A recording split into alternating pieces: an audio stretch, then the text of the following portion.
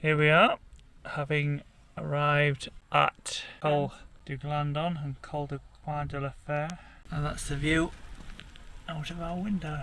Welcome to France, viewers. We're parked up between two classic cycling routes, both of which feature in Le Marche Sportive and many times in the Tour de France. Col du Glandon and Col de la Croix de Fer. In fact, if you tackle one route, then it's not much effort to tackle the other one at the same time, which is exactly what we did. The Col du Glandon is a pretty tough ride. The average gradient of 7.2% includes 3 kilometres of flat and 3 kilometres at more than 10% on the last steep ramps. The views are out of this world, with a distant view of Mont Blanc behind you, just waiting to be enjoyed on the summit. From this direction, it's a short distance to the summit of Col de la Croix de Fer. The Col de la Croix de Fer is a popular starting point for a great hike to an impressive glacier, which we're also going to visit. So let's go. The southwest end of the Col de la Croix de Fer starts at Rochetaillee. Setting off, a little bit of an uphill climb before dropping to the bottom of the valley, only to come back up again. Pretty good this morning. After a flat warm-up of some 3.5 kilometres and a short sprint up the Barrage du Verney, the real climb starts. From there it's 29 kilometres. Lake pretty much flat calm. With a moderate average gradient of 5.1%. Blue, cloudless skies. This, however, includes a couple of descents which affect the average gradient. Taking the 13 kilometres with no net altimeter gain into consideration, the average gradient rises to 9.3%. Start proper of the ascent now. Some steep ramps to come. Oh, about 20k to go. We're on a little flat bit. There are a few on this ride and a few downhills, but there's some steep sections too. Trees just shading us from the sun, making us very pleased to keep out the heat for just now. It's going to get hot further up. Yeah, the view opens out a bit here. Gorgeous village out into the sun. Gradient's just dropped off. We're down into about 2%. Just went past a coffee shop. Sue thought it was a bit too early for a stop. I'm now beginning to regret it. Never mind. Here we go. Out to the trees and into the sun. And it's hot now. 12:30. Heat of the day kicking in.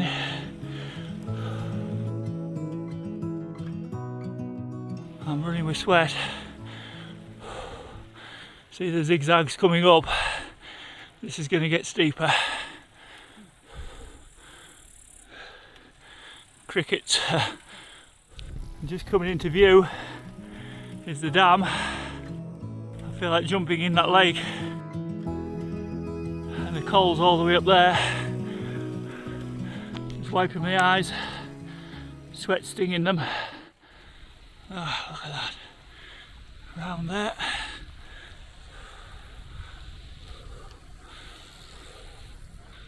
And now it gets steep again.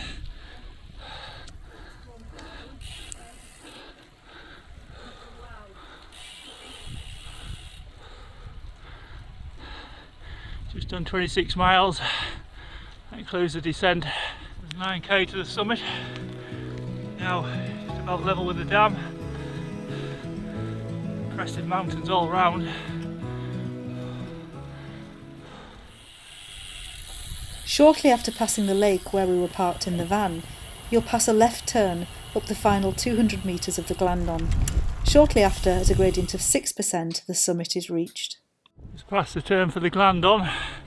You can see the summit now. A couple of k in front. Wind behind us, so quite nice. Look at those peaks ahead. Awesome view.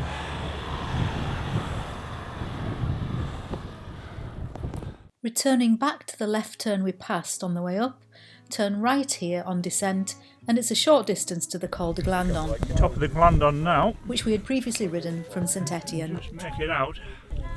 Mont Blanc in the far distance.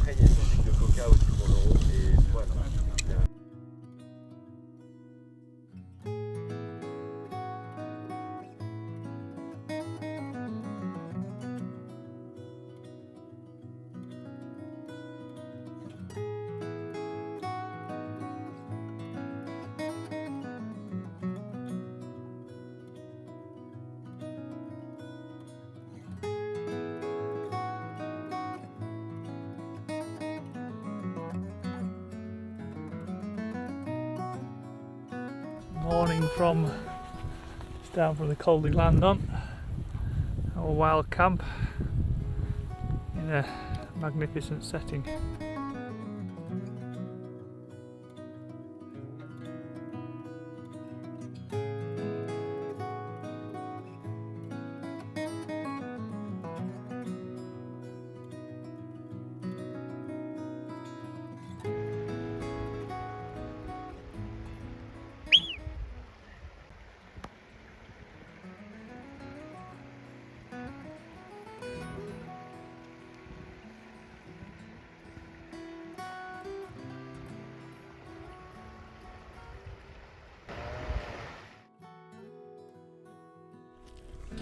Col de Fer.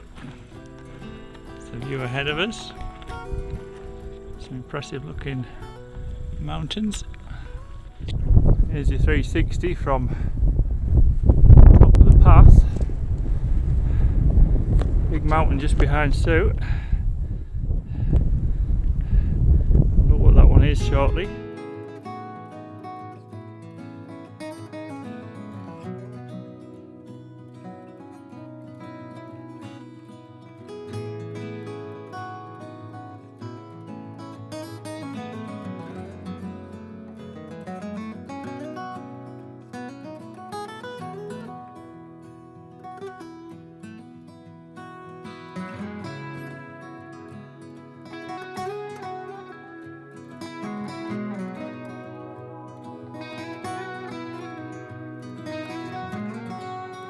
First lake is Lac Bramant, and a short distance on is Lac Blanc. A third lake follows, but this looked as though it was being drained.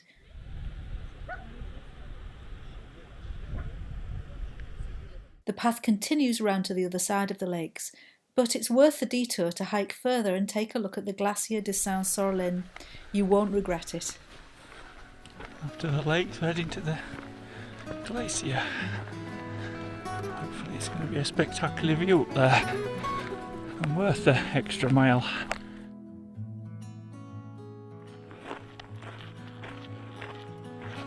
And there's the glacier.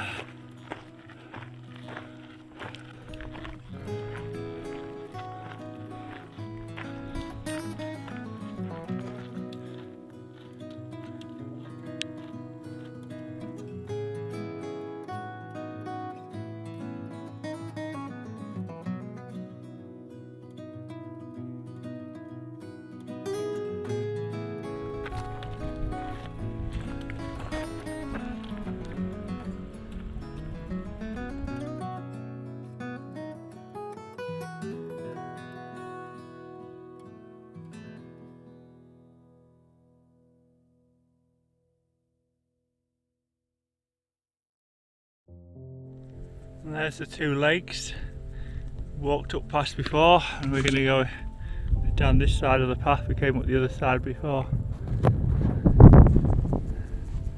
Great peaks around us, and just looking back up to the glacier we just come from. One of our best walks, hasn't it? A fantastic walk, yeah, it really has. Some of the best views in the Alps, it was described as. I wouldn't disagree.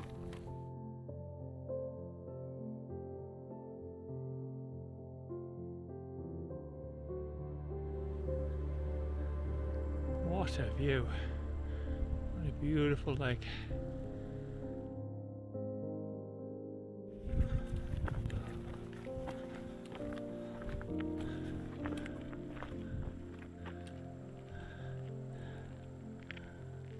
Come through the col and rewarded with another fabulous view. Zoom into those towers ahead of us.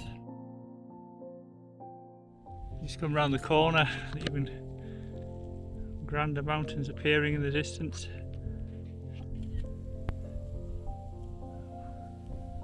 And to the southeast of us from here.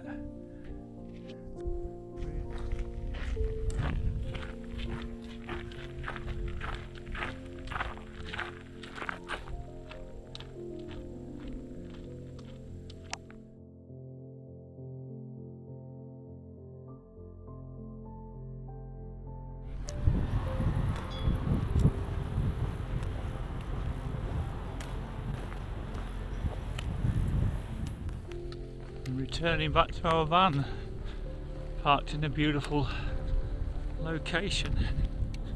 Well, camps don't come much better than this one. It's been the best one yet, hasn't it? Quiet road. Secluded location, overlooking a beautiful lake and mountains. You pay a lot for a view like that in a hotel, and it's free. Well, we've been camped here for the last 2 or 3 days. It's been beautifully peaceful. Fantastic views down the lake. Done a couple of good bike rides and a really good walk. Done a lot of washing.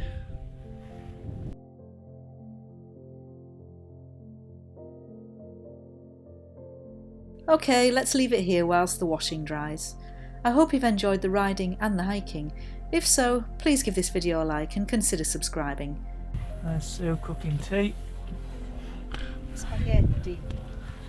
Looking good. We'll be back soon with some well-known classic climbs on the bikes. Until then, cheerio!